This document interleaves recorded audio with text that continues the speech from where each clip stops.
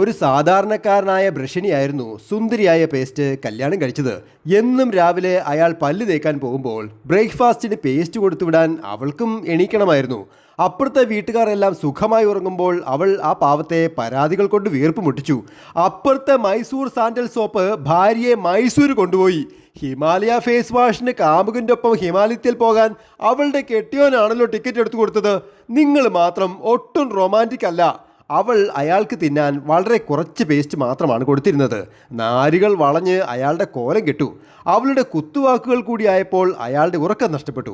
അവസാനം സഹികെട്ട് അയാൾ ഇറങ്ങിപ്പോയി. വൈകാതെ അവൾ പുതിയൊരു ബ്രഷിനെ കല്യാണം കഴിച്ചു. അവർ കുളു മണാലിയിൽ ഹണിമൂണിന് പോയി. പുതിയ ഭർത്താവിന് ഒത്തിരി പേസ്റ്റ് വേണമായിരുന്നു. അവൾ അയാൾക്ക് സ്നേഹത്തോടെ വാരിക്കോരി പേസ്റ്റ് കൊടുത്ത് ഒരു കോലമായി. മെലിഞ്ഞുണങ്ങിയ അവളെ അയാൾ പേസ്റ്റ് കിട്ടാതായപ്പോൾ ഭിത്തിയിൽ ചേർത്ത് നിർത്തി ഇടിക്കാൻ തുടങ്ങി. അവൾ എല്ലും തോലുമായി ഒന്നിനും കൊള്ളാതായപ്പോൾ അയാൾ പുതിയൊരു സുന്ദരി പേസ്റ്റിനെ വീട്ടിൽ കൊണ്ടുവന്നു.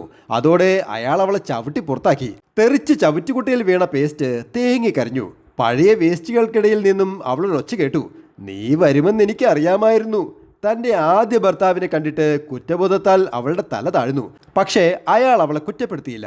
കാരണം ആഴ്ച അവസാനം അവരെയെല്ലാം കത്തിക്കും എന്നയാൾക്കറിയാമായിരുന്നു. അയാൾ അവളുടെ നെറുകിൽ അമർത്തി ഉമ്മ വെച്ചു.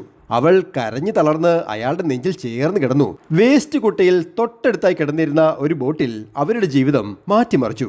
പിരിഞ്ഞു കഴിഞ്ഞിരുന്ന ആ ദമ്പതികൾ ജീവിതാവസാനം ദാമ്പത്യത്തിന്റെ നല്ല നിമിഷങ്ങൾ ആസ്വദിച്ചു. Happy drawing, Saneesh Divakaran.